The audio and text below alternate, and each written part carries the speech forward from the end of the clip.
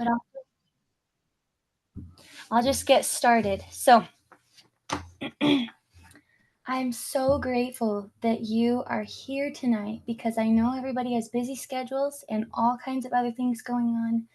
So thanks for being with us and taking some time out of your life to hopefully work together, reason together, and gain some of those skills we heard about in the God's Covenant People talk.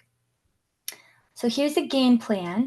The feedback that I've gotten so far, just in like emails and little communications from people, has been that most would like these little Zoom meetings to be just meetings, town halls, discussions, like a round table where we can just come to discuss without any pressure of a vote, without any kinds of consequences, just practicing reasoning together and learning from each other.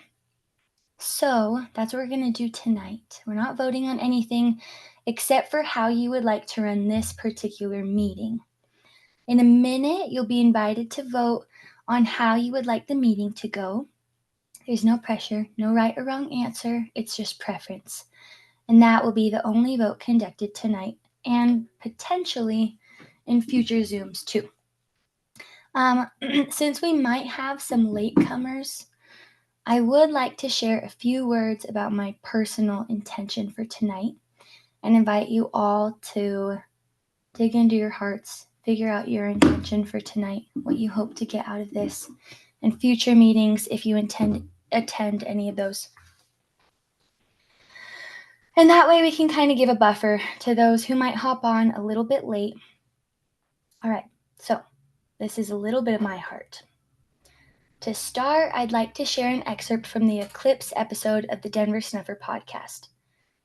Quote, "In the answer that we received, there was an explanation given to us. It says, 'In your language, you use the name Lucifer for an angel who was in authority before God, who rebelled, fought against the work of the Father, and was cast down to the earth. His name means holder of light, or light bearer, for he had gathered light by his heed and diligence before he rebelled. He has become a vessel containing only wrath, and seeks to destroy all who will hearken to him. He is now enslaved to his own hatred.' Satan is a title and means accuser, opponent, and adversary. Hence, once he fell, Lucifer became, or in other words, was called Satan, because he accuses others and opposes the Father. There are those who have been Satan, accusing one another, wounding hearts, and causing jarring contention and strife by their accusations. Rather than loving one another, even among you who desire a good thing, some have dealt unkindly, as if they were opponents, accusers, and adversaries. In this they were wrong. You have sought to recover the scriptures because you hope to obtain the covenant for my protective hand to be over you. But you cannot be Satan and be mine." I read those excerpts from the talk in Phoenix and from the Covenant Conference in Boise. This is still Denver, by the way, not me. To remind you about what was described in both of those events. There is a process that is underway. Those are bolded. People are increasingly accusing, opposing, and fighting with one another without good cause. It is as if they are submitting themselves to listen to obey the spirit of Satan, or the spirit of strife, envy, jarring, accusing. That course is not going to change. I hope it may plateau for a season. There are things we have to do, and we need something other than chaos and warfare in order to accomplish the things that we need to achieve. But I believe when the command is given that we're going to have to act with alacrity if we are going to be able to fulfill the covenants and the obligations that have been promised by God and handed to us to do. End quote. So that's all from the Eclipse episode of the Denver Snuffer podcast. And it really reminded me of the God's Covenant People talk. I listened to both of them in the last couple of weeks since the talk. Both of them, I believe, use the word alacrity. So I looked that up, and it says alacrity is defined as brisk and cheerful readiness. I personally felt rebuked on April 13th for my unsteadiness. I hadn't trusted the process. My faith was imperfect, and I didn't practice alacrity. After the second Zoom meeting for the April 12th conference, when women were muted, I was prompted to host a separate meeting governed by common consent, where any woman who wanted to speak could present her concerns. My intention for that meeting was to simply give that opportunity for them to speak. My own personal hope was that through our hearts opening to each other, we could truly unify, feel connected, and go into the April 12th conference with some level of clarity and peace. In the process of hosting that meeting, others had asked if future meetings would happen. Some asked me if I would host those. I thought about it, I prayed about it, and after the God's Covenant People talk, I felt prompted to do so. In that talk, we were told, quote, "In the months and weeks before this conference, there were jarrings, contentions, envyings, strifes, lustful and covetous desires among us. Are we polluting our inheritance? Women have demonstrated that they, quote, lack the ability to respectfully disagree among one another." TNC 157.3. Ability refers to the quality of being able to do something, specifically the physical, mental, financial, or legal power to accomplish it, as well as the skill, talent, or capacity. That inability in us was identified in the answer to the prayer for covenant given 8 years ago. At that same time, we were told, "There have been sharp disputes between you that should have been avoided. I speak these words to reprove you, that you may learn not to upbraid you, so that you mourn." We have been given the precepts to guide us and are now witnessing and experiencing the natural consequences that follow from our rejection of divine guidance. We must, but have not, learned to disagree respectfully. We take sides, prejudge, run away from conflict, and prefer being right with man over being right with God. We need to counsel with one another patiently and listen attentively. Some disagreements and differences may take years to work out. We have an us versus them mentality that permeates this movement. It has been on display for years and is particularly obvious in the weeks leading up to this conference and the women's conference held yesterday. This is the work, and many of you can't tolerate or won't even entertain the idea that God cares about how we work on our relationships as much or more than he cares about our projects. End quote. I have two personal intentions for these meetings: to have this opportunity to reason with you all, to counsel with you patiently and listen attentively, giving you that same opportunity so that we may all have the chance to do what Denver described as gaining necessary skills required of a Zion people. My other intent in gathering together is to awaken to our awful situation. Going back to that talk, are we polluting our inheritance? I remember when listening to this talk, Denver emphasizing, quote, that inability in us was identified in the answer given 8 years ago, end quote. That emphasis on 8 years ago. So I'm hoping maybe in the next 1 year we can make some progress. I personally do not want to continue on this path of disputation. I recognize that the Lord has told us over and over again that disputation is a tool of the devil to keep us from becoming one, and that he wants disputes in our community to end. I hope that tonight and in these meetings, each of us can come together to work toward resolution, to find a path to mutual agreement, to grow to trust each other by baring our hearts and knitting them together. I hope we can awaken to our awful state and realize what is at stake here, turn back toward God, and keep from polluting our inheritance, and recognize how the accuser is setting traps all around us, trying to catch us by our heels and destroy our chance at Zion. I hope that we can unify and go forward in peace, strength, and confidence given by the testimony of the Lord's Spirit, that we are finding a course that aligns with His will, and together act in faith to keep the Lord's commandments, to wait for them in brisk and cheerful readiness, so that we may move forward as a community toward Zion, toward a temple for our Savior to return to. That's my intention, and I've already taken way too long sharing that. But this isn't my meeting. It belongs to each of you as much as it belongs to me. We are equals. I'm beyond grateful to see your hearts tonight. So with that, I invite you to recognize your intention, your insights, your knowledge and wisdom, and share them with us. Before we get started, I would love to have a prayer. So, Catherine, are you ready to say our prayer? Sure. Thank you.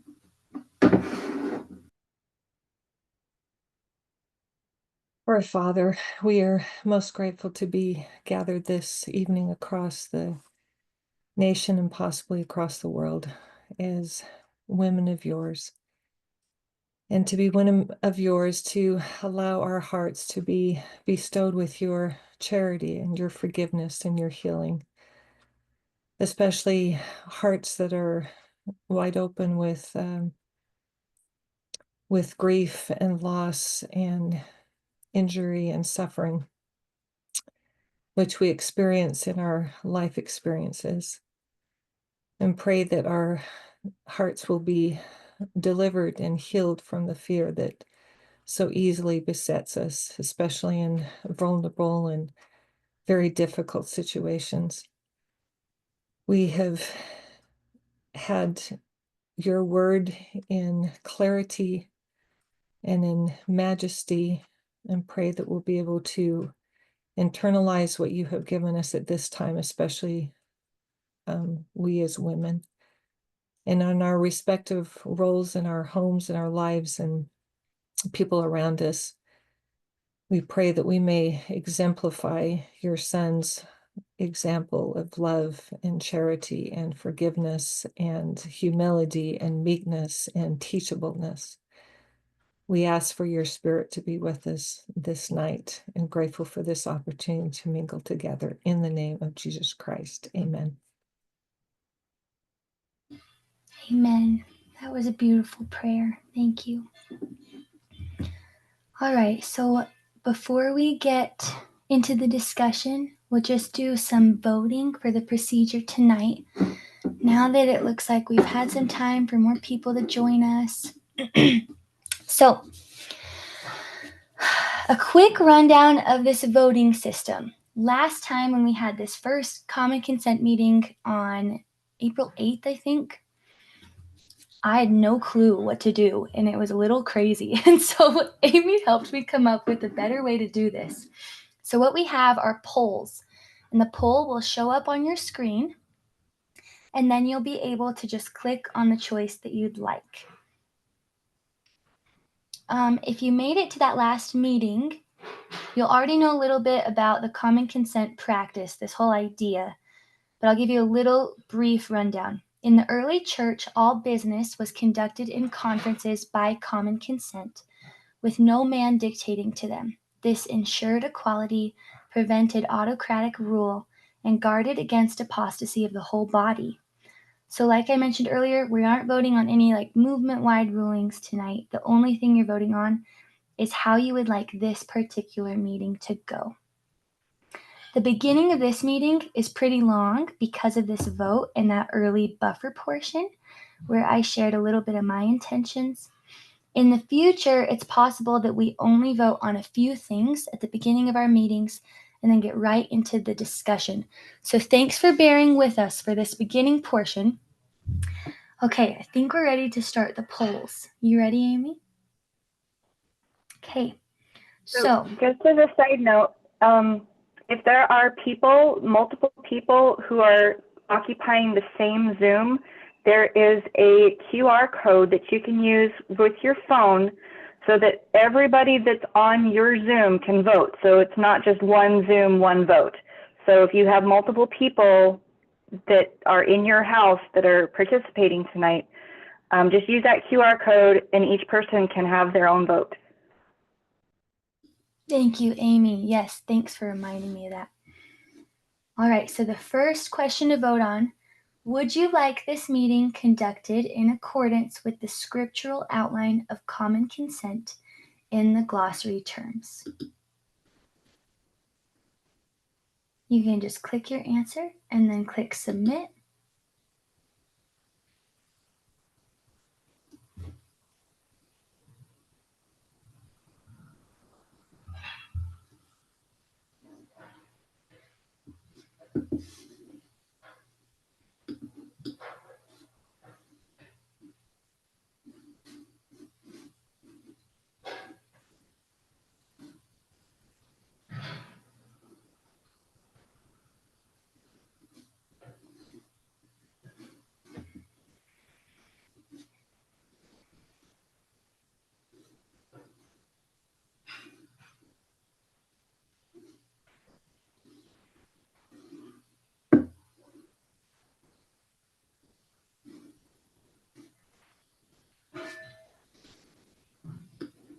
Okay, so the QR code is, there's a button at the bottom. And if you push the button at the bottom of the poll, it should pop up with the QR code. Let me share my screen if anyone's having trouble. So there's a QR code that you can use. Thanks, Amy.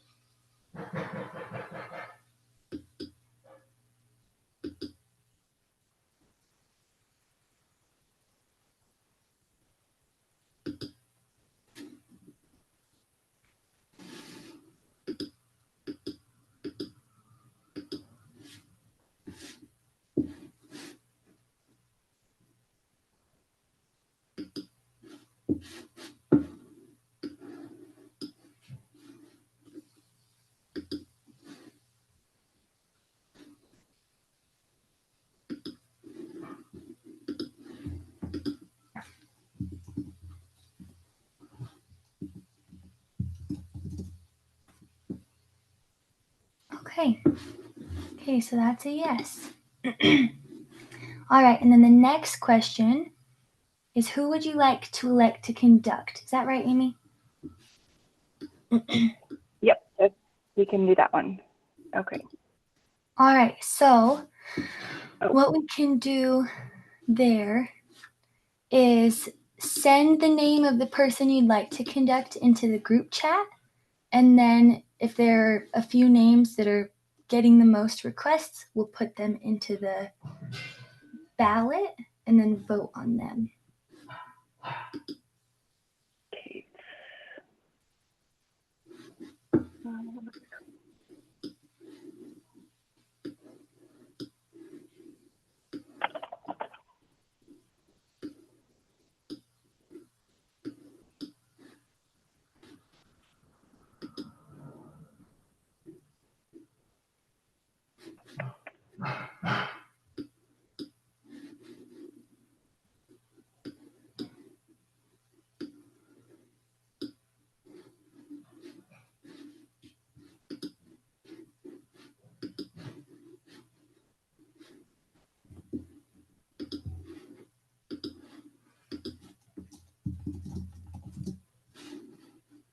So, Catherine, I see you mentioned alternate each time. I also think that's a good idea. And so I'm thinking we might not vote on everything in all of these meetings. Like tonight, if we vote that we'll conduct these meetings by common consent, that's probably just going to carry over through all the future ones. But I'm thinking voting on who we elect would be a good thing to do each meeting, so that there's always a chance for other people to conduct.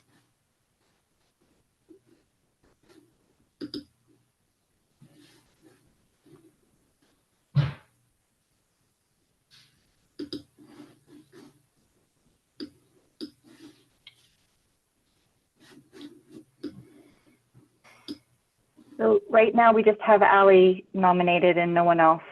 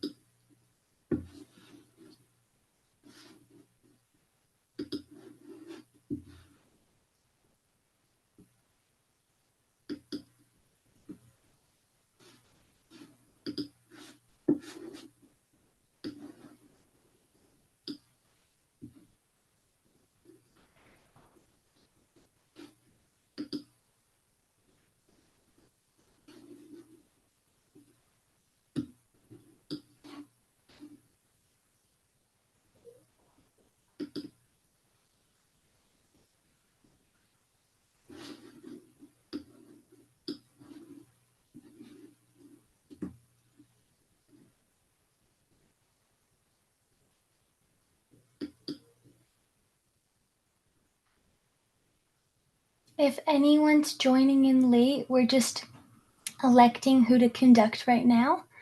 So if there is a poll on your screen, you can choose one of the options.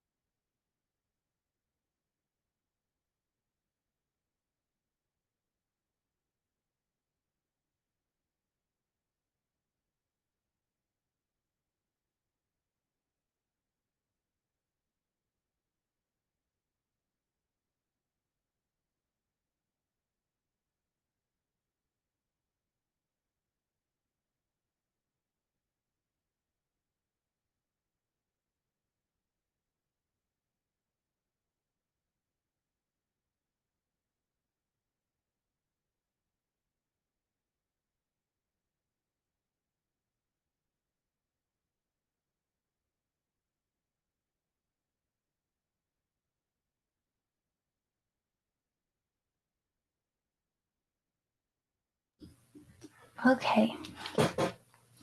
Next question is, would you like both men and women invited to attend these meetings? This one has a few different parts in the answer. So the different options are going to be no, they cannot listen or participate. Yes, they can listen, but not participate. Yes, they can participate fully, but not vote. And yes, they can participate fully, including voting. Then you can also answer a couple of these other questions. Would you like the chat box to remain open? Would you like to set gentle time reminders for speakers? You have some options there as well. 2-minute timer, 3-minute gentle reminder, 5-minute hard stop. So basically at 3 minutes, they would get a reminder that they're 3 minutes in, and then at 5 minutes, they'll be ended. And how often would you like to meet?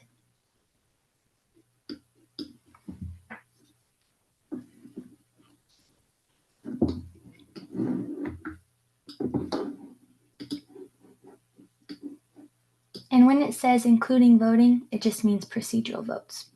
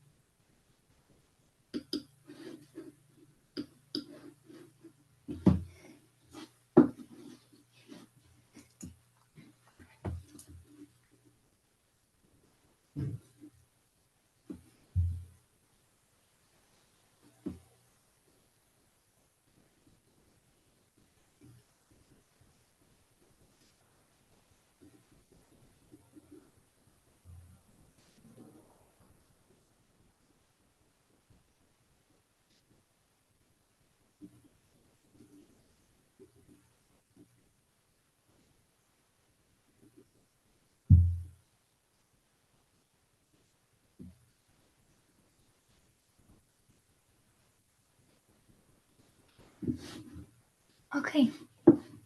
So results on those votes.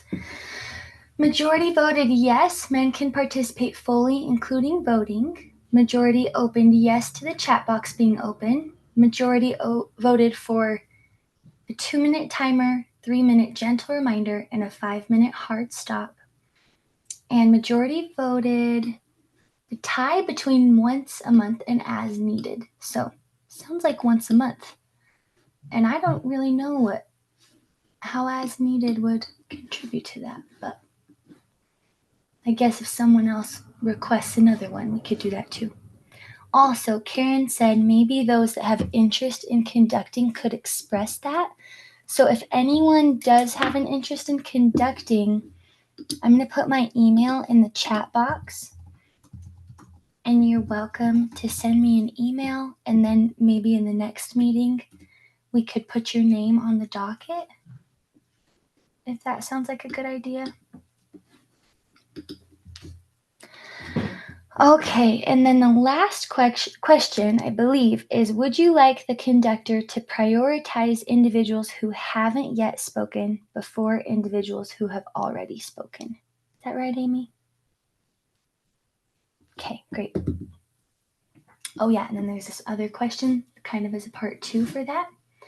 So there's a Q&A tool in the Zoom that we'll show you later.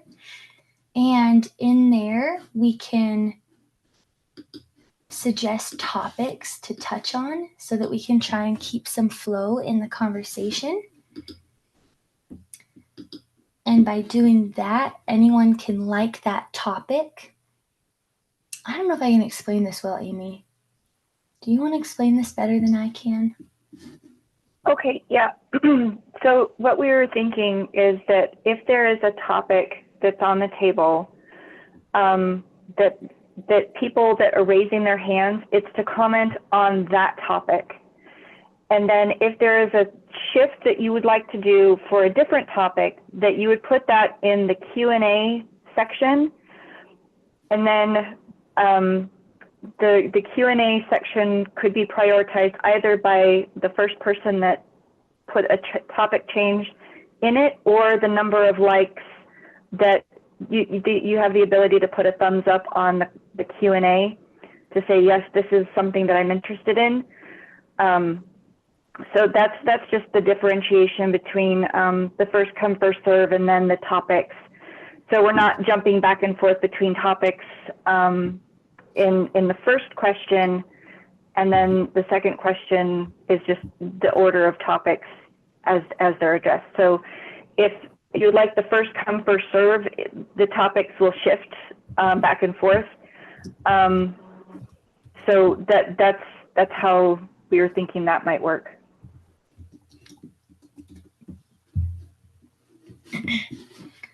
Thanks, Amy.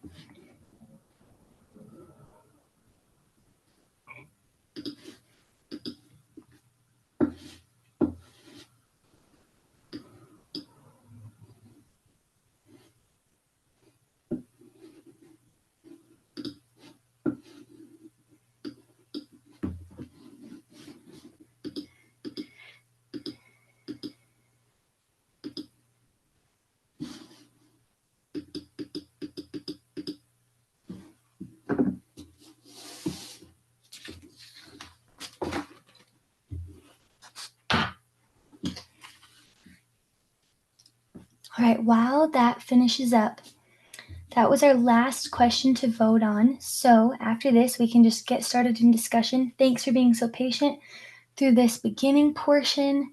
And does anyone have any other questions before we just start discussing tonight?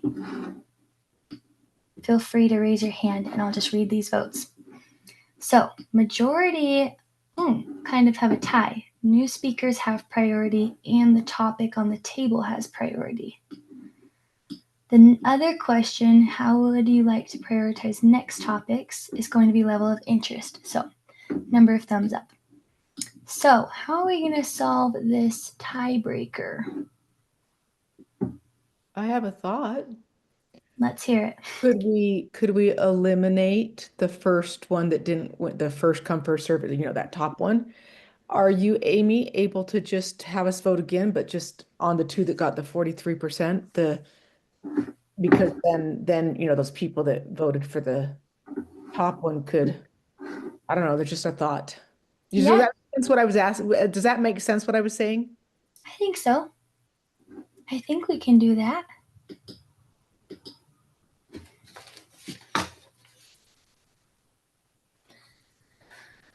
While Amy pulls that up, I'll just say this really quick. After we get this last vote, we can start this discussion.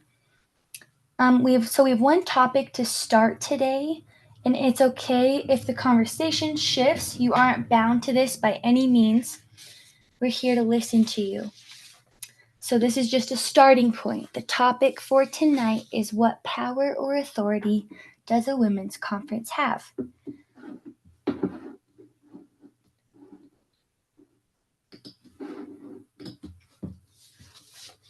Does anyone need the QR code? Because I can put it up on the screen if you do.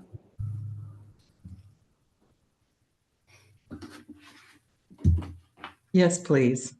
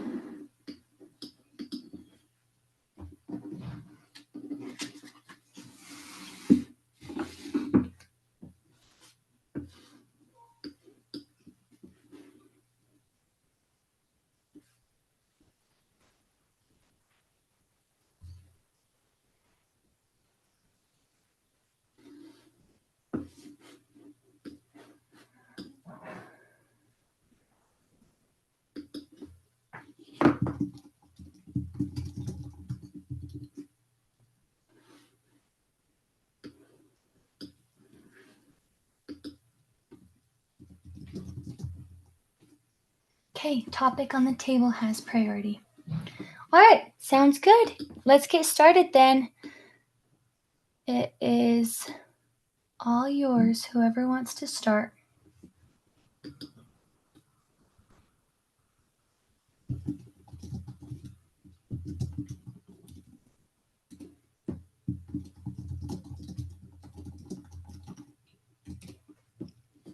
Remind us the topic one more time. Yeah, I probably should have said that right away. Okay, the topic is, what power or authority does a women's conference have? But you can also share whatever concerns you have tonight. You don't have to stay to that topic.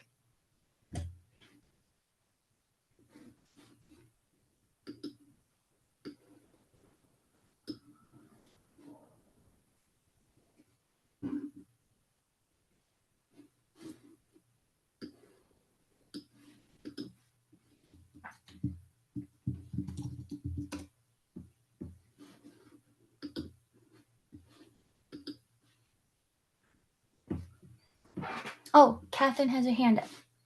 All right. Go for it, Catherine. We're a quiet bunch tonight. Let me just express concern with power and authority, the term. That's got to be the Lord's, and I'm all about the persuasion, gentleness, long suffering in the moment, not just a general statement that we are in power and authority. That's what I express. Thank you, Catherine. I think that's a great thought.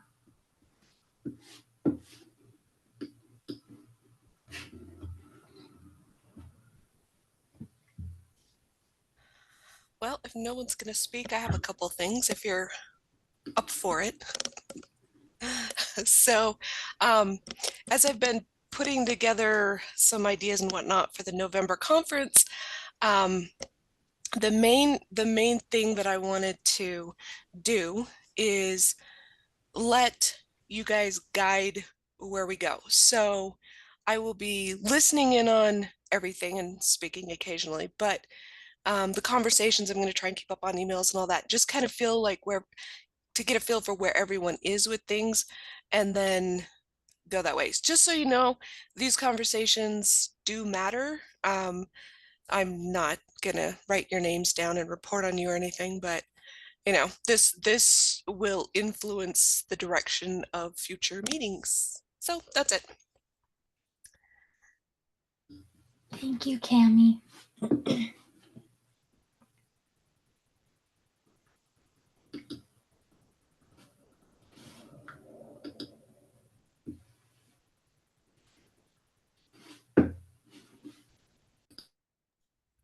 Now nobody's ever gonna speak again. So I'll ask a question.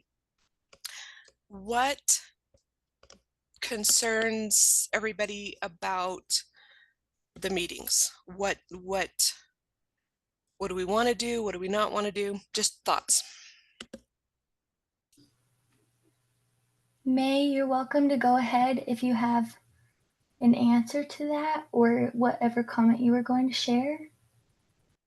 Yeah, I just had another comment. I was just going to ask the question. I think it's important that we understand where authority comes from and who gives us authority.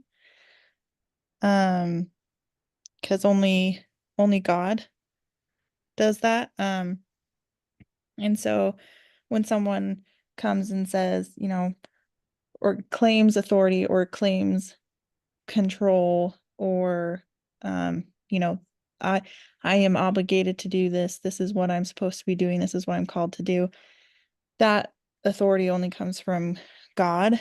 And if what they're teaching or what they're proposing or saying isn't in line with the scriptures and what God has revealed through Denver, then the question is, okay, well, then who are they speaking with? Like, where are these ideas coming from? And is that the kind of authority that we want to fall under?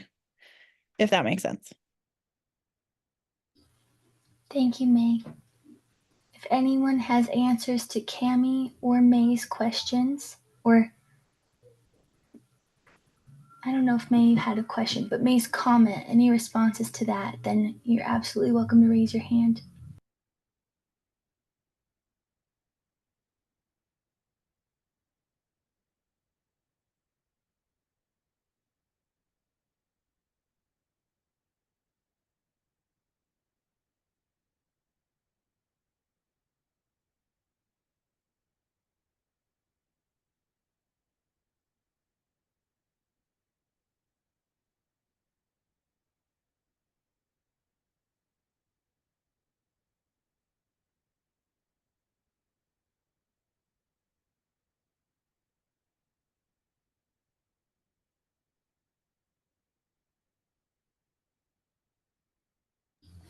All right, the Bates family.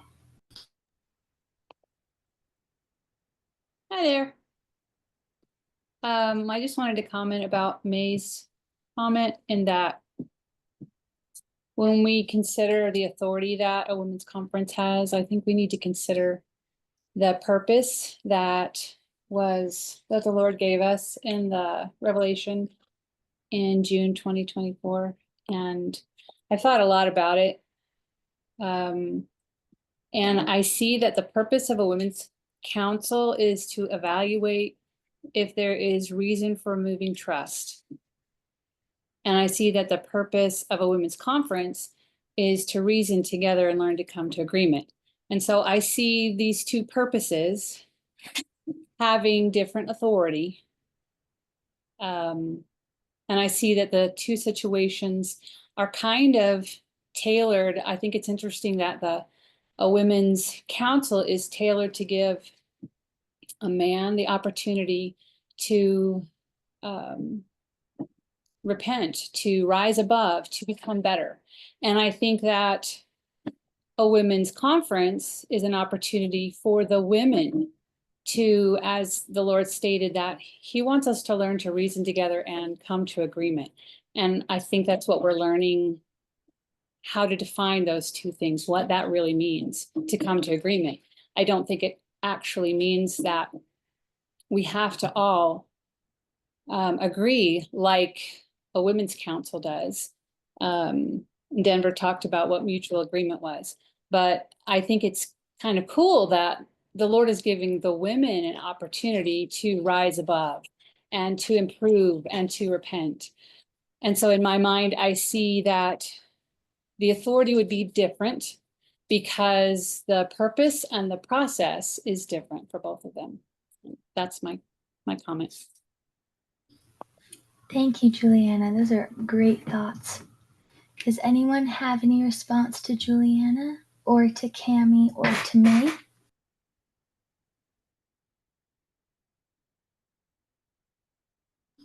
Oh, and Juliana, you can unraise your hand if you're ready.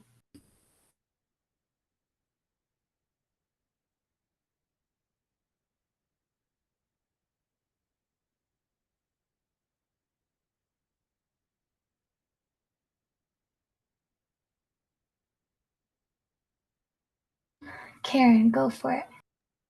Okay, my mind's trying to absorb what was just said, and I really liked what was being pointed out, but I'm not sure if I have a direct ready to say something on it or not, because I've got to consider it. But it did make me think when she brought up, she mentioned mutual agreement and stuff. And I was just thinking today, I don't know about the rest of you, but I've spent, the last 2 weeks just going over the talk multiple times over and over and over and trying to decide, where I need to do things differently and what I could have done differently, which is a lot. And I've also been trying to think of, there's a lot of times when we can, I was listening to Stephanie's podcast this morning and taking accountability and things, but before I had even listened to that, I was thinking a lot about how, a lot of us came into it with different frustrations or feelings that were reasons that we felt justified for certain feelings that we had. And as I thought about the 10th or the 9th parable, I thought, it's not that the justifications aren't legitimate. The things that, that you were frustrating weren't legitimate. The point is that if we didn't handle something correctly, despite whether there was provocation or, justification or whatever in our mind, the point is that we didn't handle it correctly. I know that's how I've been looking at it myself, as I've been saying, there is no really excuse. There may be reasons why I did certain things, but in the end, it doesn't really matter what those reasons are. If I didn't handle my temper or rein in my words or, handled something in anger, well, I guess I already said that, but anyway, or didn't have feelings of charity in my heart, then I have wronged. And that's what I need to fix. But okay, that was my long time way of getting around to, as I've been self-reflecting, that I did a ton that could be, I'm going to turn on my camera just because that's more polite, that I did a ton that could have been done differently. So much to repent of. I feel like in sackcloth and ashes, just a lot of things that I'm seeing that I need to work on in my own personal character. But the question was posed today about in the email that got sent out, like, would you have changed your vote?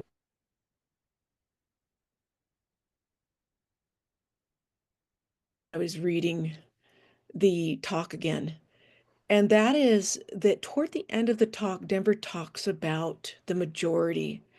And when these conferences are done by the majority rule, I mean, meaning the majority vote, and then that's how it's decided. It's not even mutual agreement. It's, which I think is a higher standard, but it's majority vote. And he talked about how, and I don't know if people miss this or not, but I actually feel like the Lord was not frustrated with how we voted, because at the end of that talk, he's very clearly saying that a lot of us went in with fear work, but that he had confidence that the majority will choose what is right generally. And I do feel like the conference did allow that Book of Mormon principle to play out. And so I don't have get feelings of regret at all about the vote. And I think that that's an important thing that some of us, as we're reflecting upon it, it's not that the vote was wrong. It's that maybe we did things in the process of experiencing this for the first time and seeing how it worked, that we did things that we could individually repent of, that in our heart was wrong or in our words were wrong.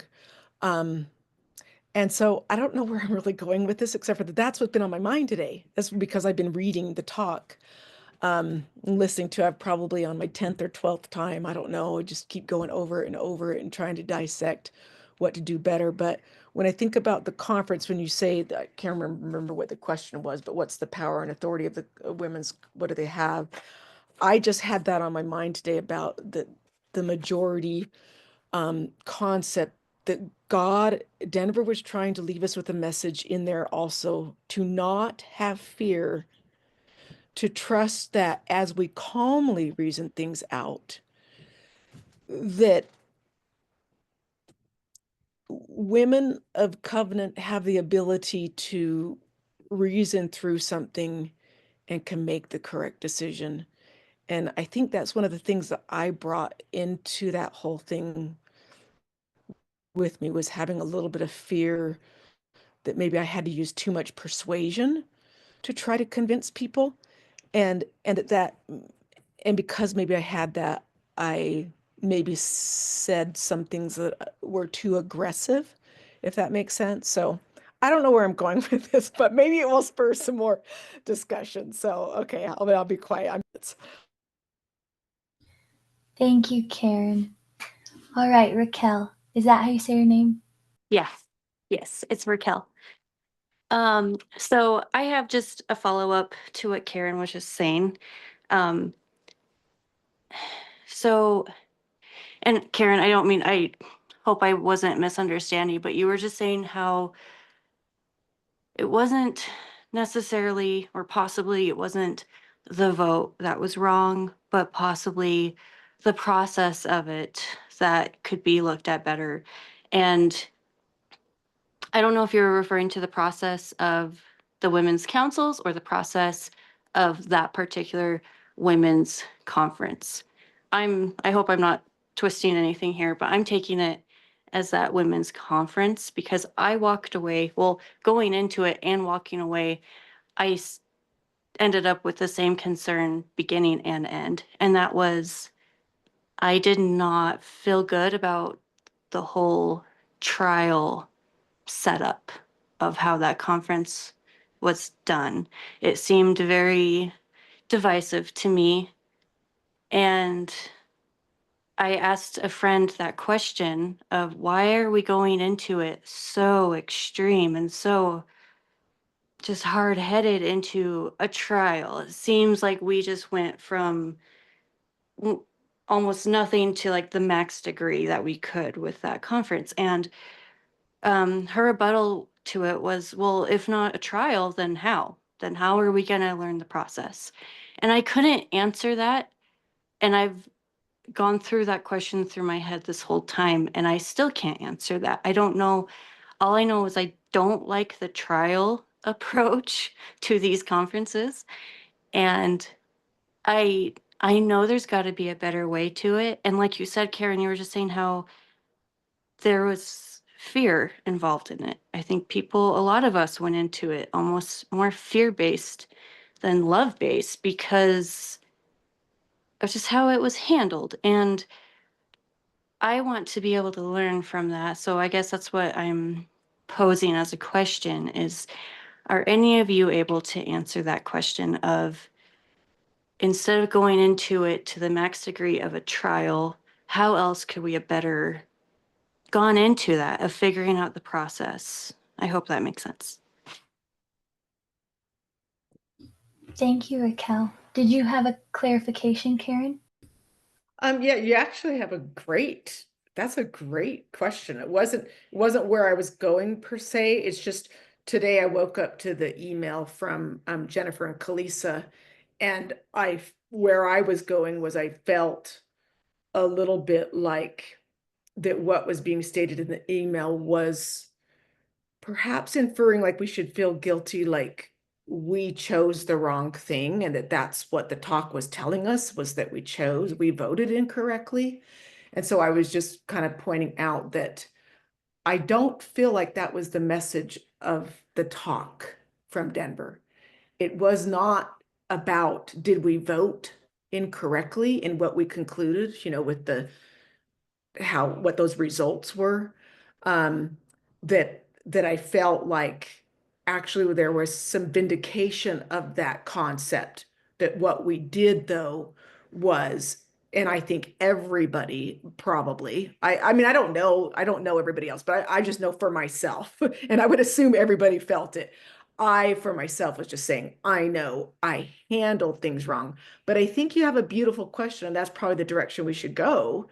I like it as talking about what you were saying there toward is a conference a place to have a trial?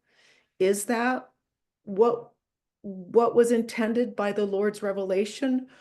I know my conversation with Stephanie in the couple weeks leading up to it was that she agreed that the cart was coming before the horse, meaning it felt like to me that there were things that should be accomplished with the purposes of these conferences different than putting women on trial.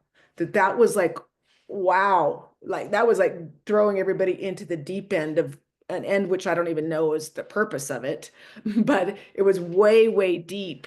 And instead, maybe we should have been doing things like we did in November, where we were talking just about the ideas rather than having people on trial. A conversation about the ideas would have been, I think everybody probably would have approached it a little different than when it felt like it was people being attacked. And I think that's part of why people had such a hard time, is it felt like people were being attacked rather than ideas debated and discussed. Thanks, Karen. Okay, I think it's Cami next. Can you hear me? Okay, good. My question, first of all, I'd like to say, love what I'm hearing so far, and I think that was my takeaway from the conference as well, Karen. So my question for everybody is,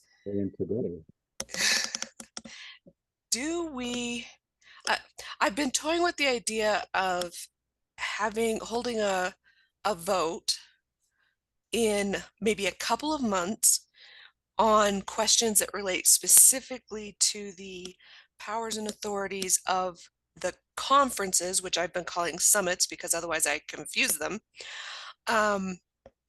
Specifically something like, do we as a group of women believe that we can have trials on councils? So I guess my question is that something that people want to weigh in on? Do we want to have some kind of a vote on what the summits or council or see, I do it all the time, conferences can do? And if so, what would the questions that you would want to vote on or discuss? So basically give a couple months for discussing that specifically, and then hold a vote. Everybody votes who wants to vote, and then continue on to further things. How does that resonate with people? Thanks. Does anyone want to respond to Cami's question right away, or should I go to May first? Darcy.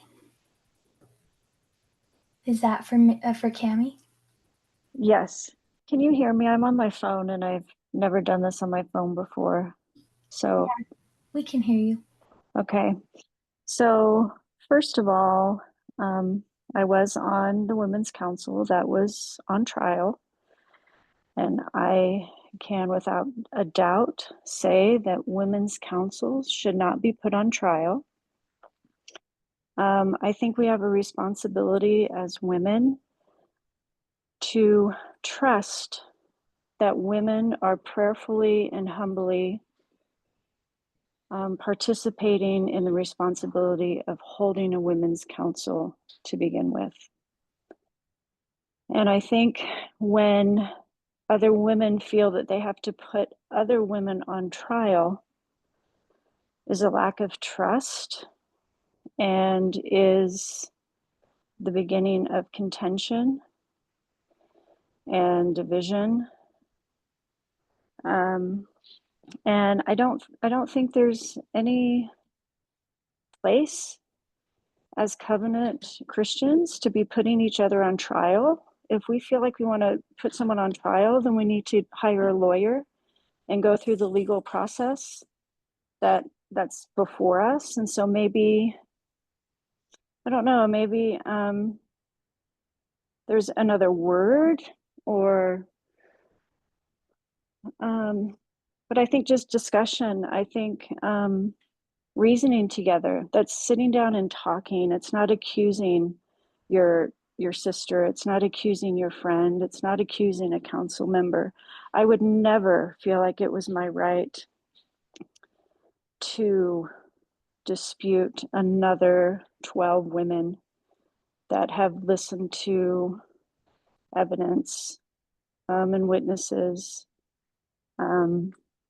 And so I think that the more we get into some of these tit for tat things, I think we fall a little more into creating rules and things that limit our ability to go to the Lord and be humble and prayerfully seek his guidance and not accuse each other. Thank you, Darcy. All right, does anyone have a reply to Darcy? If you do, feel free to raise your hand. We'll go to May right now.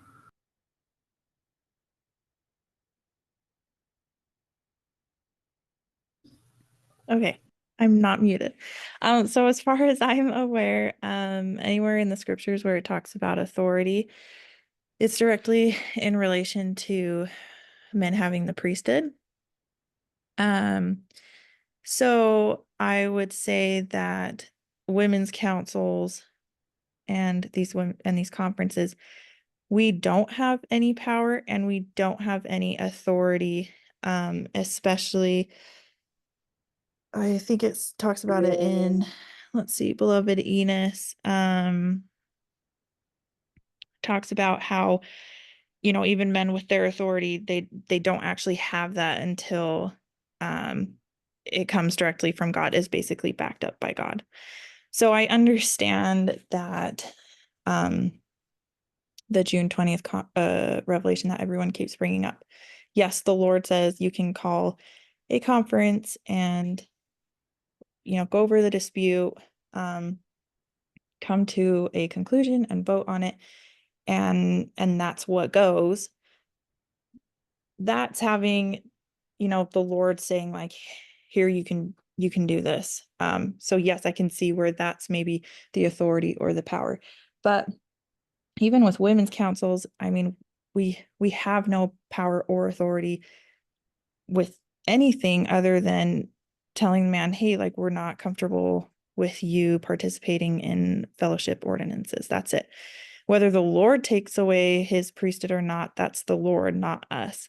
So even the decisions that we make in, women's conferences and stuff, I think that should be approached very carefully because we do have that revelation. And so decisions that we do make, I think we will be held accountable for.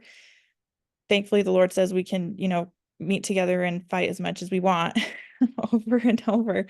But I think that maybe we're using the term authority and power to lightly. And I do want to point out as well, in regard to all this talk about trials and stuff, Denver is the one person for sure that has authority from God. And there are very few things that he has introduced over the last decade.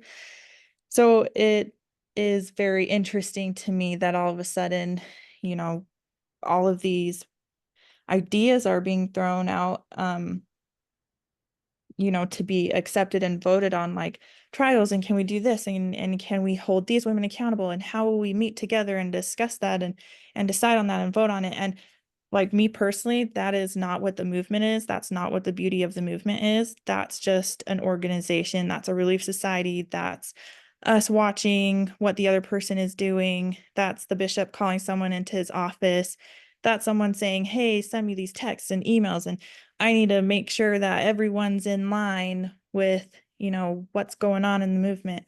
And I think we need to be very wary of that, because I don't think that's the point. And it makes me really nervous if it were to go down that way. I especially with, people being okay with holding women's councils on trial in the future, that there's absolutely no revelation for that. Thank you, May. Karen, go ahead. Okay, I'm sorry to keep talking, but this is kind of addressing May's, but also Cami and what we were talking about of her coming conference. I know that I said this before, but when the lots was done, we, in order to even go forward with doing the lots idea, where the names were drawn and it was a movement-wide thing, everybody was involved, had the option to be involved. We took really serious this idea of common consent and getting the approval of the people, and that you couldn't just impose something upon them. I mean, we had an idea for the movement, but we had to have an entire vote where we spent weeks persuading people to agree to even let us try it. And then we did the process of drawing the lots. Okay, the reason why I say that is, with a women's conference, what our approach has been so far is the Lord's revelation said, let the women call a conference, but it sounds like and I felt like that was very much like it should be something with common consent and agreement and so forth. And then what I feel like we experienced in this last one was that the idea has now become that we're taking the idea of a general conference where anybody can call a general conference. Well, now we're kind of applying that, say what anybody can call a women's conference, and then it's going to be based on whatever agenda that they want to do. And then everybody becomes captive to have to go along with that, whether they want, whether they're okay or not, because of this concept of that when voting happens at it, everybody will be obligated to follow. And I feel like Stephanie made that pretty clear in the November conference. I sent a link to it once of where she talked about it. It was around the 18-minute mark, if I remember right. But I'm wondering, Cami, this is for you, if in the meeting that we have, if that's one of the things that we could discuss is, what if these are something that's going to go forward and we are going to have them, what if when somebody decides that they would like to have one, that we have some sort of a Zoom thing like this where we can vote, that all the women of the movement are invited, they hear about it, to say, look, here is why and when I would like to have a conference. Do I have the common consent of the women to even have the conference on this topic? Does that make sense, kind of what I'm saying? Where we're then presented with, if somebody's saying, gee, I really want to call a women's conference, instead of this just being able to arbitrarily, I'm calling a women's conference, and it's going to be on this date, and then everybody's got to jump through hoops and decide, can we decide, like, instead of saying we will only have conferences on this and making that sort of rule, just sort of the concept of, all right, if you feel impressed to call a conference, come to us women first and just say, here's the reason why I'm calling the conference and what I would like to discuss. And then let us take a preliminary vote of common consent, majority rules of, do we agree that this topic is worthy of having a conference? Because we're all going to feel to some degree or another compelled in some way to participate in that conference.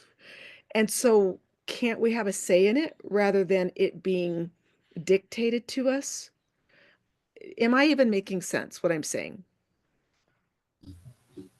I'm getting what you're saying, Karen. Cami, would you like to respond to that before we go to the others?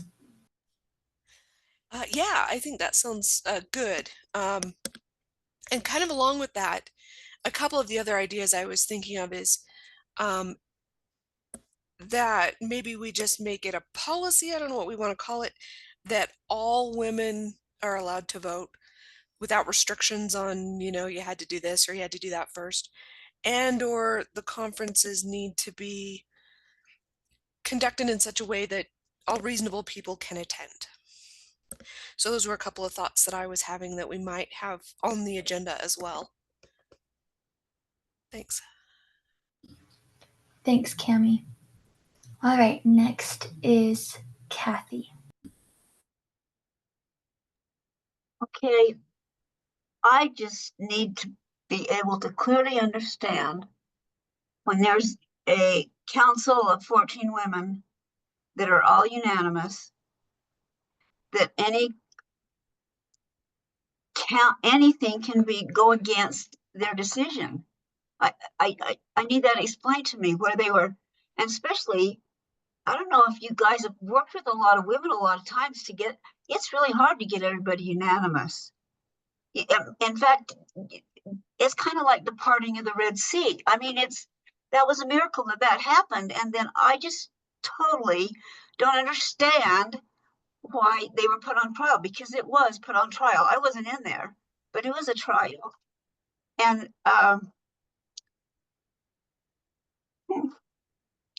want to say that I absolutely love the Remnant movement. I love that we're covenant Christians now. I love that we have truth and it's glorious. And then to waste all our time fighting and bickering when there was a decision made, then the decision was made, then move forward and do whatever it needs to do to rectify what the decision was. But you don't gang up on 14 women and turn into a dictator and tell them when they can breathe and pee and eat and every little item. In my life, I've never seen anything like that. And I thought, this is not the movement. This reminded me of when I was a temple worker and it was COVID and there was hand sanitizer on every corner and everything was going on. And I was in the temple and I thought, this is so wrong. If Christ were here, it's just like the money changers and he would have kicked them out. And what we just went through was the same. It was wrong. It was so wrong. It's not who we are or what we stand for. And if we could just wipe the slate clean and start from today and unite and go forward. Anyway, thanks. Thank you, Kathy. We'll go to Jill now. Hey, gang. So I'm going to try to squeeze in something in 3 minutes, okay? I go to a lot of Zoom meetings. I do a lot of step work. And in our 12-step meetings, we have the 12 traditions that govern the group. And I've never had, in 3 years, we've never had any of the problems that I've experienced watching what's happening here. So I quickly grabbed a book and I just pulled up Tradition 1 and Tradition 2, and I thought I would read it as fast as I could and just throw out some ideas of how other groups of largely diverse people manage to come together with collective wisdom. So here you go. Tradition 1 is our common welfare should come first. Personal progress for the greatest number depends upon unity. And the thing that stands out is that each member of the fellowship is a significant part of a great circle of hope. While respecting each other's individuality, our common welfare must come first. Our recovery depends on our mutual need of an atmosphere of trust. This means that our personal agendas may have to take a back seat from time to time. When members are unified, meetings thrive. By learning to consider others, we remember that we are a part of the human race. Our personal problems, opinions, desires, plans, and feelings are very important, and we owe it to our group as well as to ourselves to express them when it is appropriate. But other people's interests are also important. We are part of a family. And then tradition 2 says, for a group purpose, there is but one authority, a loving God, as he may express himself in our group conscience. Our leaders are but trusted servants, they do not govern. Our enduring strength may lie in the fact that we are a fellowship of equals. No member, regardless of education, political clout, or professional expertise, is any more valuable to the fellowship than any other member. We are all experts because of our experience, and we are all beginners because our lives are in a constant state of growth. Newcomers are just as, and so for newcomers and long-timers, I think older people and younger people, right? Newcomers are as likely as longtime members to utter words that inspire and inform, so we have no reason to look to any one person or a small group of people as authorities. In fact, we recognize the only authority over our groups or our fellowship as a whole is the loving God of our understanding. We turn to that same source to learn how to best work together towards our common goals. Just as many of us find a personal power, just as many of us find a power greater than ourselves in the collective wisdom of our groups, we seek spiritual guidance for our groups in the same collective wisdom. This is called a group conscience, the voice of the majority of the members. We believe it represents the greatest good for the greatest number. We reach this majority through discussion. Each of us has an equally important voice. As members, we have an obligation to express our voice and to vote according to our convictions, even if we are the only one who believes that idea. One dissenting person may point out something essential that no one else has considered. We are strengthened by our diversity even when we disagree. Ultimately, our leaders, I'm definitely using rabbit ears for that, are subject to the will of many, the will of the group. Their job is to serve, not dominate, to carry out decisions made by their group, not make those decisions themselves. Almost done. When we use this tradition in our personal lives, we learn to consider a loving God as the ultimate authority in all our interactions and in everything we do. We ask our higher power for a willingness to seek what is best for everyone concerned instead of only for one or two people. By actively listening with an open mind to everyone and by withholding judgment until we have had informed discussions, we learn reasonable ways to avoid or resolve conflict.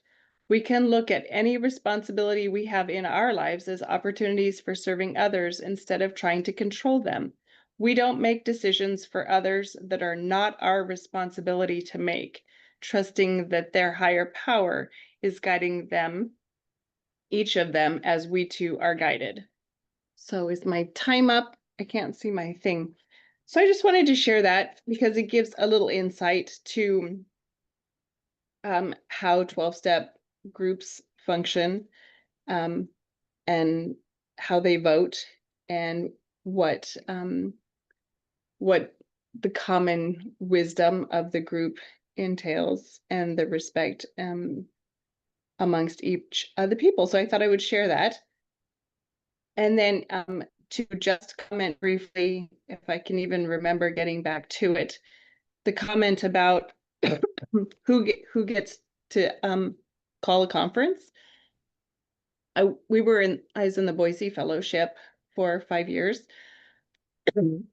Sorry, guys. It was our fellowship that decided to call conferences. That's still what's taking place. I don't understand if a conference needs to be voted on and approved to take place by the majority of the people who are attending it. I just can't imagine how many conferences would have taken place over the last 5 years, over the last 10 years. In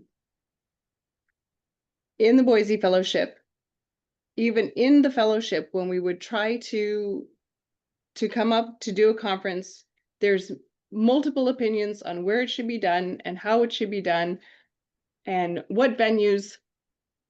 Even amongst, let's just say 30 people, trying to pull off a conference is very challenging.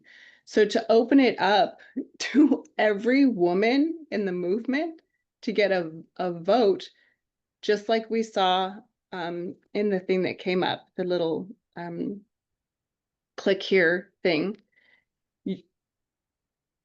coming up and coming to a common agreement about those kinds of things seems almost completely impossible to me. And since we don't ask the people in the movement who want to hold conferences, we don't ask, like, we don't ask. The fellowship decides to do a conference. They make the websites and they invite people. People who want to come, they come, and people who don't want to come, don't come. But I think maybe you guys are talking more about this idea that a specific topic is going to be discussed, and then there's, okay, yep, my time's up. A specific topic is going to be discussed in which people would be voting on. So maybe I think that that's why maybe what you're talking about is different. So maybe someone can clarify. Thanks for letting me share. Thanks, Jill.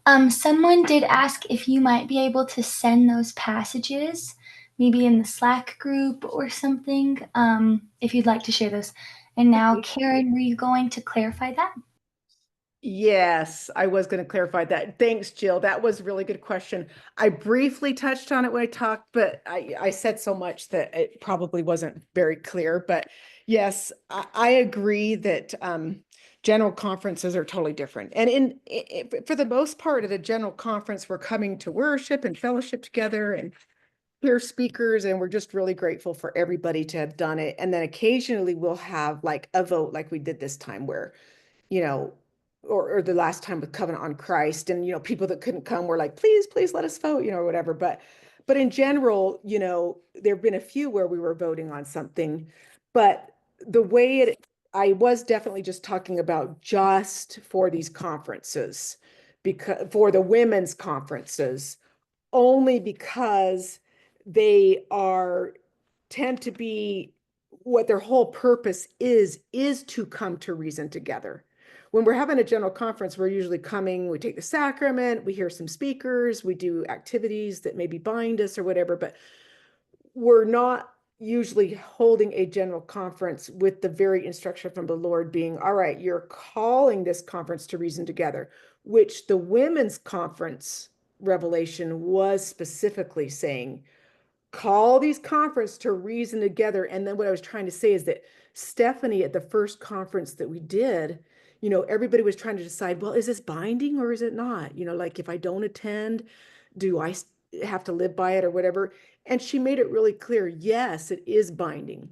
So because of that, it's important then, and I think I love what Cammie said, that we need to talk about that it should be accessible to everybody instead of, you know, only if your finances, like I'm financially strapped. It's really, really hard for me to come to conferences.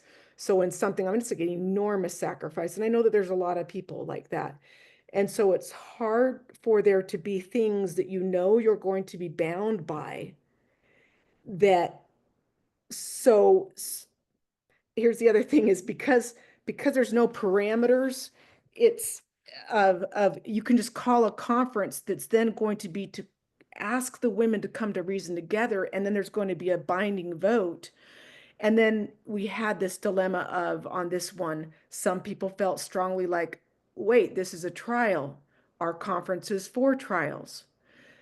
And so you could eliminate a lot of the contention, the needless contention, by being able to say on a women's conference where the whole purpose is to reason together, is to then ask the women and say, here's what I would like to discuss.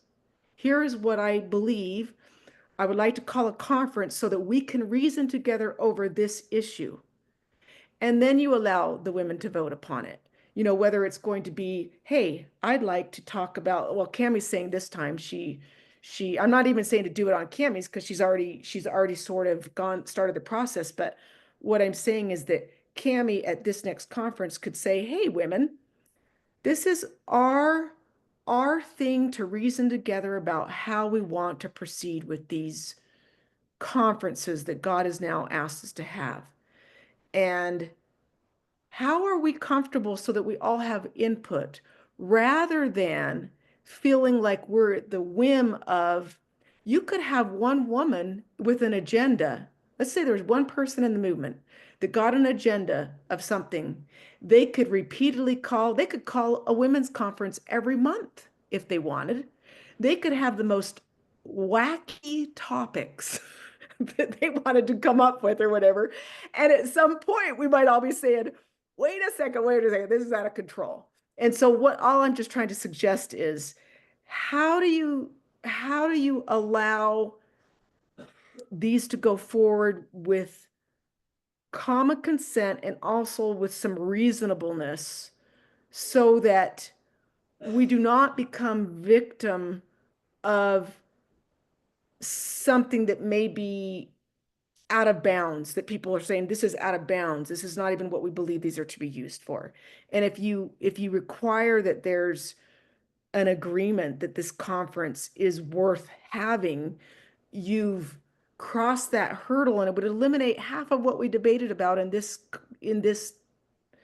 whole thing. Was people were upset about, is this okay to have this conference or not? I'm not doing a good job at just explaining myself, but did that help a little bit, Jill, to understand that I'm not talking about general conferences? Okay. It And did. I'm sorry. Thank you. I'm sorry if I missed that. There's a lot of kids moving. Yeah, and I said it real quick, so I get it. It didn't make sense. So Thanks, Karen. All right, next we have Juliana. I have a thought about what binding might mean. I think that when Karen said it, it did seem like whatever is determined at a women's conference should be applied movement wide. But I'm just wondering, I see women's conferences as much more innocuous than that, because I see them as, I don't see a hierarchy between a women's council and a women's conference. I see a women's conference as binding to the interested women who come to practice reasoning together and coming to agreement. So as we've talked about a couple of times, mutual agreement can mean that we don't necessarily agree with each other, but we agree to drop the dispute. And so to me, that's where binding would come in. And interested women can call a conference, and interested women can attend, and they can reason together. They can have a vote, and then it's dropped. And it's, in that way, to me, it's binding. It seems, to me, it seems like there's less of an opportunity then for the contention to come up, to make something or a ruling at a women's conference that would be binding across the movement. And I'm not saying that we can't do that. And if it's something that needs to be done, like if we talk about processes, I like the idea of having as many women voice their concerns or reason together if we'd had as an opportunity for Zoom for those women who couldn't attend. For something that is going to be movement wide, more people are going to be interested in attending. And I don't think that it means that if you're not interested in attending, that you don't care. You're just not interested in attending that, or you can't attend it. I don't know if that makes sense, but those are my thoughts. Thank you, Juliana. Those are great thoughts. May, were you going to respond specifically to Juliana? Yeah, Juliana and Karen. I just had a question. Karen, when she said that last November, did she say the Lord said? Because this is where I get hung up is, are we looking at her as having authority because she's married to Denver, or because she also speaks for the Lord? Because when Denver does anything or proposes a vote that is binding on the movement, he always clarifies that it came from the Lord, and he states what the Lord told him. Do you want me to answer just real quick to that? What I would say is, I would say go watch it again. I think you did watch it, May, but you know, I just remember this was really it was really a point of concern for a lot of people going into that November conference. And I felt like we were very clearly chastised for having that thought. In fact, for even considering that thought, we pretty much got chastised. And what I would say, May, is the fact that the Lord told us in the revelation that Stephanie was to, I don't know if the word was conduct or moderate those conferences. Maybe somebody else remembers, but Conduct. basically the way I look at this, I really feel, I mean, those were his words. And so I feel like by the word of the Lord, he's put Stephanie in charge of those. And I don't see it any different than like Emma Smith being put over the Relief Society. I don't know if this is the Lord's former Relief Society. I'm not really, maybe it is, because remember in Joseph Smith's day, he said that the church wasn't fully organized until the women were organized. Maybe this is the Lord's version of doing it. And so I have deep respect for Stephanie, and even that role of, yes, it is. I mean, Denver just keeps repeatedly teaching us this. When he says Adam, he means Adam and Eve. And so I'm going to have to defer to whether I like that answer or not. It is the answer she gave. And I am going to respect that answer. And I personally am going to take that as she means you can disregard it if you want. But this, for the movement, for the covenant people, what goes on here, this is binding. And everybody can grapple with that how they want to, but I'm just sharing with you how I feel about it.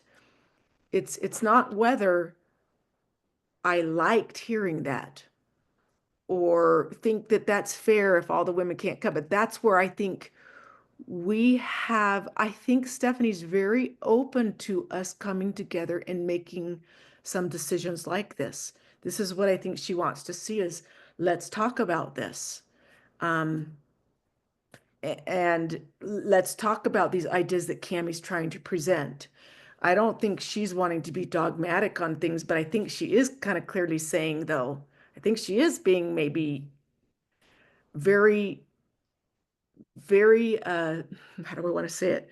I don't want to say dogmatic, but very, very intentional in what she said at that conference about this idea that this is not going to impact you just because you didn't come to vote. So I don't know, go listen to it for yourselves, but that's my words of persuasion on it. Take it or leave it, but probably leave it. Anyway. Thanks, Karen. All right, next is Cammie. Well, this is a really interesting aspect, because I've heard a lot of back and forth on the idea of something being binding, And I can kind of see it both ways. So my suggestion might be for the next topic, our next meeting, to be geared around the idea of what does that mean for it to be binding. And I had another thought and I've lost it. So that's it for now. Thanks, Cami. All right, now we're on to Annette.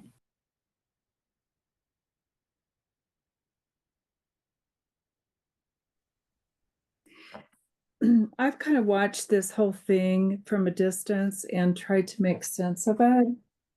And in Denver's talk, I was just reminded, he emphasized we can either learn through precept or by sad experience. And this whole thing seemed to be like a sad experience. So what are the precepts that we ignored that may have made the situation more smooth? I see that. I also think about some of the statements that Stephanie made. I watched the conference in November on video, and I noticed that Stephanie wanted to take a vote at the very beginning of the conference before the women had even sat down at the table to vote. And a lot of the questions that were on the table were the same questions that were covered in the April 12th conference. So it seems like from the very get-go, these issues were kind of percolating.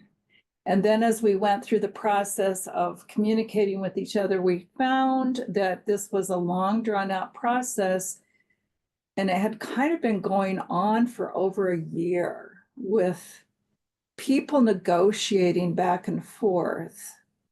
People really did try to listen to each other and to solve this dispute in private, which is what the Lord always encourages us to do in a way, right?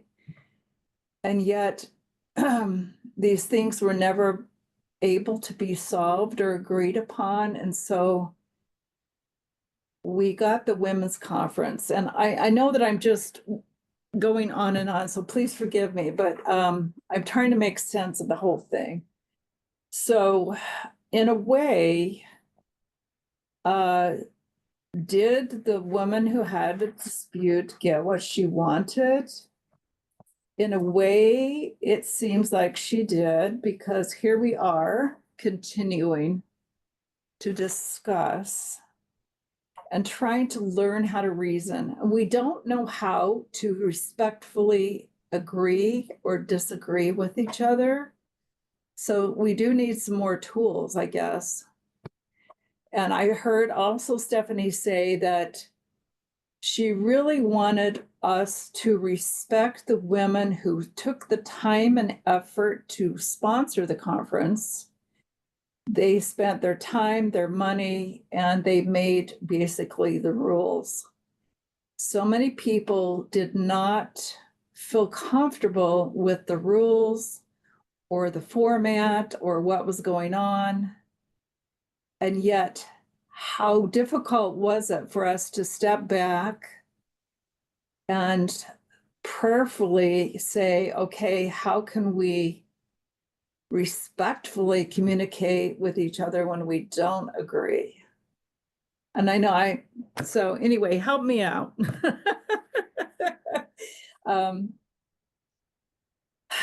And Stephanie also said, this is a tool that we've been told that can be used over and over and over again, as often as we need to. But in a way, I don't like the precedent that has been set, in that there was not a format, it seems like to me, for women to reason together. It seemed to be more controlled than reasoning together. So does anybody have any comments about my meandering thoughts? I'm sorry. Thank you for your thoughts, Annette. Oh, wait. Oh, Cami has a comment. It's not specifically about that, but I remembered one of the things that I was going to say, and so I'm kind of proposing it out loud to everybody. I was thinking as far as the conference in November, not a time, not a place, but these meetings, as I've said before, and then have a week probably in which everybody votes, and it'd probably be something as simple as, send them to an email address or something like that. That way everybody has access to voting in addition to any and all of these meetings and whatnot. And I did a major update to my website, which I'll send out again. But there's another couple things I need to do just to kind of link everybody together. So that everybody has access to these recordings and whatever's out there. That way, hopefully we can all feel involved and be able to approach this as we feel comfortable. Because I think that was part of it is we felt like we were being corralled into a decision whether we were ready or not. And oh, and that was another thought I had, is that it felt very out of control, very chaotic. And so so the idea of binding, though, like I said, I can see both sides of the question of, are these things binding? And to me, I think this is kind of the Lord's way of saying, all right, here's a little sandbox. Let's see if you guys can A, get along in your little sandbox, and B, come to some decisions that are guided by principles, eternal principles. And I think in that sense, the binding is we do need to learn how to get along and make decisions that have impact, that have weight to them. But I don't see it as being a tyrannical kind of thing. I don't. But maybe I haven't been as traumatized as some other people have. I don't know. Anyway, those are my two thoughts. My 2 cents, my one thought. Thanks, Cami. All right, next we have Tammy Jo. Hey, Annette. I really appreciate your comments. I'm wondering if perhaps that the very things that you were meandering about is what we're all longing for. Those needs to be heard and to feel safe and protected. I am questioning this whole thing because of the fact that the tools that I didn't have 2 years ago, I'm barely starting to grapple with and hone today.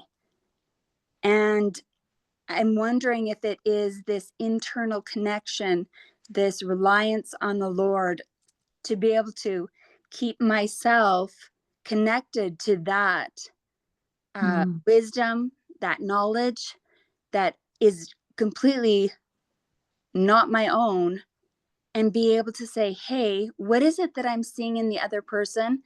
Being secure in my relationship with the Savior.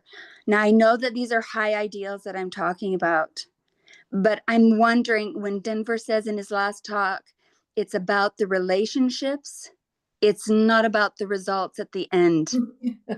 If we can please just get to the point where we can look inside of each other and find out what it is that motivates and judge each other by our fruits.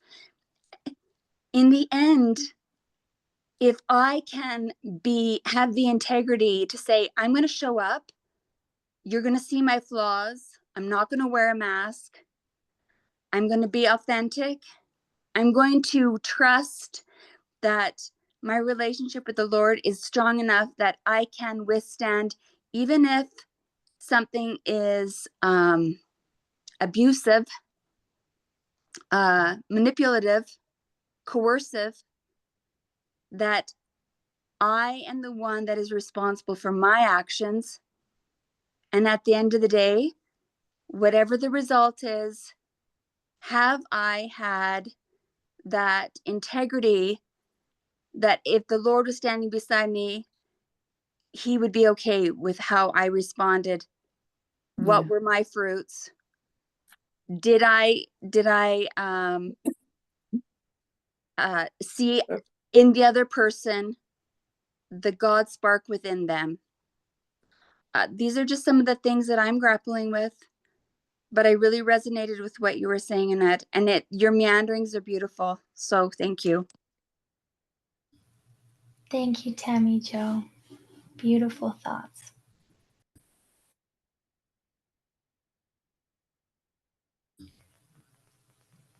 So it looks like it's about 15 to 9. Thinking we should probably wrap at 9 if everyone's okay with that. And since no one else has their hands raised, Tammy Jo, by the way, if you have another, there you go. Okay. There we go. Catherine has her hand raised. So let's go to Catherine first. So Tammy Jo resonated with me too. When I was at the conference, it was clearly brought to my heart and was indicated by several others that there was something larger going on. And it really reflected on each of us, how we responded, how we were engaged in it, how we were stepping back a bit and not being caught up in the heat of the moment. There was definitely clear to me there is a larger happening going on, and it has to do with what was happening in our own hearts. And what Tammy Jo mentioned, how we looked at each other. With every one of us, are we recognizing God within? So I know that I was a person, I've been watching from a distance, my husband being involved since 2008, me since 2015. And there were so many that were personally involved and struggling immensely because of what they had to deal with at the moment. I'm not negating any of that. I'm just saying that from my perspective, it was just brought clearly to my heart. How am I responding? How am I looking at each of the women that I've had contact with? And I personally walked away with much gratitude of getting to know so many more of you because of that experience. And to look at a larger picture is what was brought to my heart. Thanks, Catherine.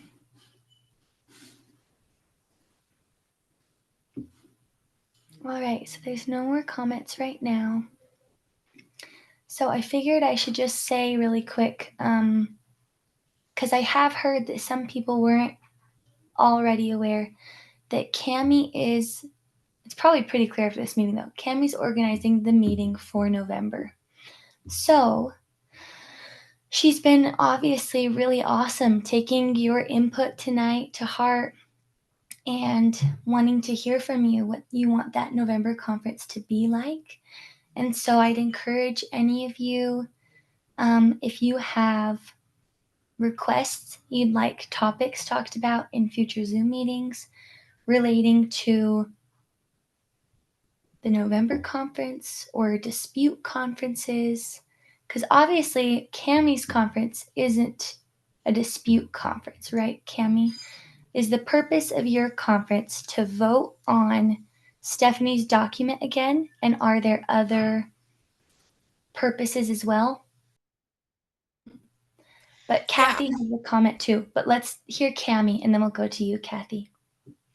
So I see the conference as a continuation of the last November. So yes, that was one of the things that we said we were going to put off until next November. So yeah, and what I would like from all of you guys is to know, and there will be polls and there will be Zoom meetings and all kinds of things. So we'll get that chance. But I'm looking to know what everybody wants from the conference. especially things that we want to vote on. For instance, Stephanie's document, or there were other things proposed at that conference. So, and part of what I'm trying to do is really get a good understanding of what did happen last November, what we did agree on, because we did agree on a few things. And so yeah, that's part of what I'm doing right now, is really going through everything and making sure that I have the best understanding of what happened and where we probably are going from there. So yeah, definitely let me know what you guys think. Thanks, Cami. All right, let's go to Kathy now. So sorry, I'm sitting outside in the deck and it's cold, so I'm all bundled up. So I'm going to just MVC what I heard tonight. Okay. But I want to say something because I think it's the one thing we have not talked about. And that is in order for us to have the love and connection and things that we so dearly want, there's one thing that will destroy all that faster than anything else. When we observe behavior that is malevolent, behavior that is malevolent, we do have fear, we are distressed, we do feel helpless, we are nervous, we're overwhelmed, we're uncomfortable, we're reluctant. It causes that. There is a psychic crack that happens when we recognize that someone has done something on purpose and with intent to do harm. Malevolence will always poison our heart. It's just, and it will make us angry. Okay? What I'm hearing that people want is they want choice. They want integrity. They want consideration. They want emotional safety. They want physical safety. They want harmony and peace and understanding and trust and reassurance. They want appreciation and acceptance and community. But that one thing will destroy it every time. So process through that, will you? Will you think about that? And just ask yourself that, did that have any consideration within you and within your body, in your cells of your body? And I'm done.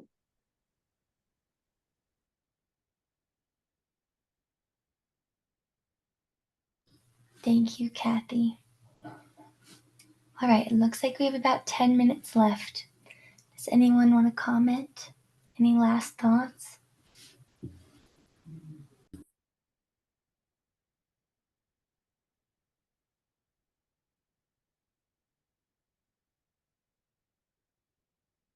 Cami, would you also like to send the link to your November 25 conference website so people could get that here if they haven't had it yet and seen your updates?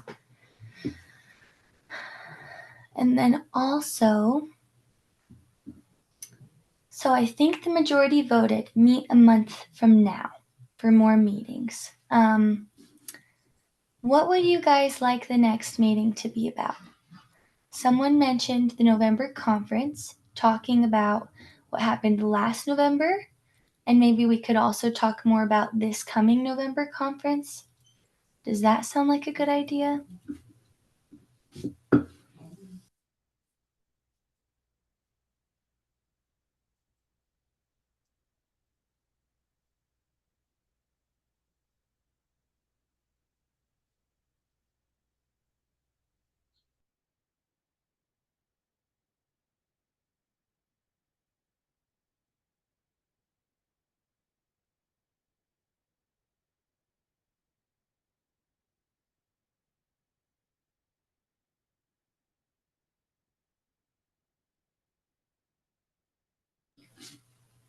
Hey, Ellie, Yeah.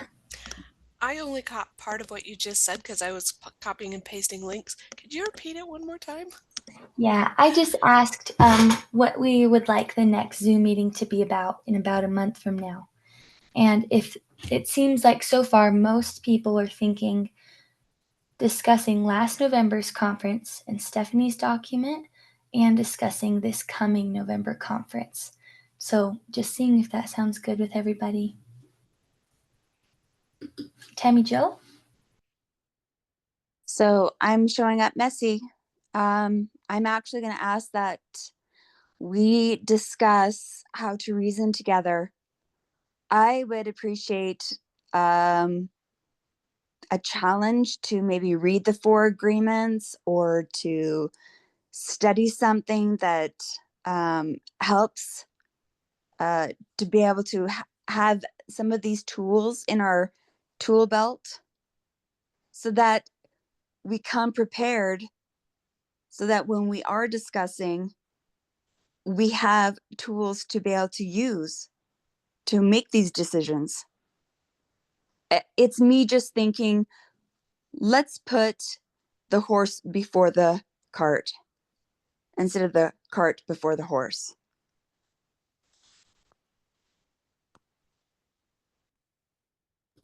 Thank you, Tammy Jo. If anyone wants to second that, you can leave that in the chat. And then I'm also going to put my email in here one more time. So if anyone would like to request topics for meetings or second some of the suggestions brought up tonight, you can email those to me. All right. And then, okay, Lark is saying she likes Amanda's idea for the conferences. So Amanda, one thought. So you said you'd love to have a conference where formal council members present about what they learned, challenges they had to face, and ways they navigated them successfully, what was unexpected, etc. So just in case anyone hasn't heard yet, in the August Boise conference, there's a women's conversation planned by some women from the Boise Fellowship, where they're kind of taking a bunch of stories from women's councils. They're taking out all the names and identifiable information, and then they're going to be presenting those lessons that the women's councils have learned, the challenges they faced, how they navigated it in a way where it's hypotheticals. So I think they're going to record it, I'm pretty sure. And yeah, I can try and talk to them about that and see if I can get that link for you guys later on, maybe. But that's definitely going to be a forum where we can hear and learn from past women's council's experiences.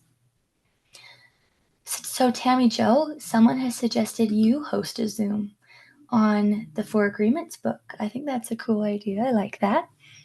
And Annette, you asked, will the next meeting be on a Tuesday? I'm thinking of probably rotating the nights of the week so that other people can attend. But I will plan on sending an email to the Remnant Sisters thread and the Slack group to see what date would work best, so that everyone can pitch in their availability. Any other comments tonight? Questions? And can I just say real quick, I really do think we ought to do something like Tammy Jo's saying. Maybe we could just do one book club sort of thing and give us, I don't know, it's not a long book, right, Tammy Jo? If we put it out there that, hey, you know, on the email thread, let's read this book, and those that are interested, I mean, that is what we've been asked to do, is to study to learn how to disagree agreeably, or I'm not saying it right, but you know what I'm saying. Anyway, I thought that was a good idea, Tammy Jo, and I think that it would be beneficial to help us so that we can succeed. We all love the Lord. None of us wants to fail. We want to succeed. So I really liked that idea. I love that idea as well. Yeah, I'll go to Cami really quick. Oh, Sorry. yeah, go ahead, Tammy Jo. To Karen. Karen, I just need to think about it. I am finishing up a program for my health and well-being. I don't know how to describe it, but it actually is dealing with the very issues that I think Denver and Stephanie have been talking about. For me to do that, it would have to be middle of May. So I want to give it some consideration before I commit. And I was going to say, it doesn't have to be, I mean, it could be something that as we let up to closer toward November or whatever, you know, because I know that, you know, maybe want to give more time and as it gets closer toward where you have that conference or something. But I just wanted to let you know, I thought that was a great idea. Great. I second that. All right, Cami. I had a couple of thoughts.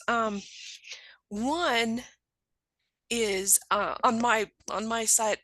Would it be helpful if I put up a list of books and or documents on reasoning together?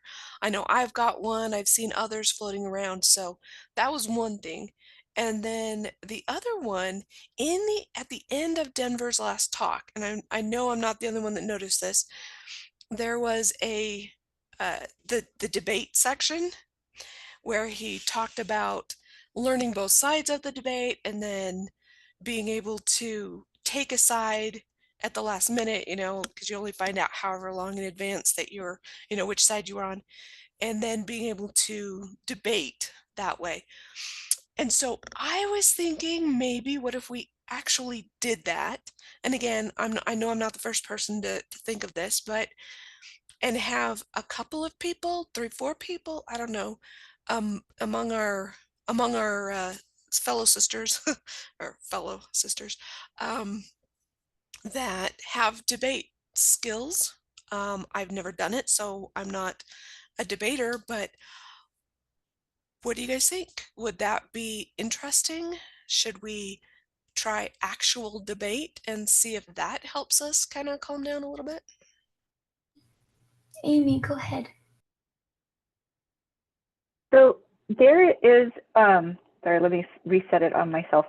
There is a program that I've used for my kids. It's called, it's a logic book, and it basically breaks down the different principles of logic and logical fallacies. So I think if we approached learning how to debate from the perspective of let's learn what logical fallacies look like, because in advertising, that is our daily fare, is consuming logical fallacies, and we're so used to it, we don't even recognize logical fallacies. So that might be an interesting exercise to approach, so we could learn to, you know, just learn about one and then like talk about it. Just a suggestion. Jump in here. I love that idea. That was what I wrote a lot about, was logic and logical fallacies, because for me that really does help slow my roll, helps me calm down and think about things in a non-emotional way, because I think that's part of the problem is we jump in emotionally really quickly and then screw things up. Yeah, that'd be great. Amy, I'd love that book too, if you want to share the title. Yeah, I'll have to look for it, and I'll put that in the meeting minutes when I remember the title of it. Thanks. I was just thinking, Allie, there's probably a number of different tools that would be excellent tools. So maybe we should think about that. I used to be a debater many years ago. And if you don't approach it very carefully, it could really feel contentious. So I don't think we want to breed that at all. We need to learn some more skills of better listening, better communication skills. But I understand that a lot of us are basically brainwashed, you know. In Western society, we just are a little bit, we need to be more well-rounded, don't we? And do things the way the Lord would have us do them. So maybe we can contemplate the Lord's methods. I like that idea. Thanks, Annette. All right, well, it looks like it's a little past 9, so I think we better call it. Just want to thank you all so much for spending your evening together. I know it's really late for some of you. It's probably really late for you, Annette, if you're in Ohio. So thank you all. Thank you, Amy, for your help. I should have saved a little more time because we do have a closing prayer. Kathy Llewellyn, are you still here? Would you like to pray for us? Yep, I would be glad to. Thanks. Thank you, my dear.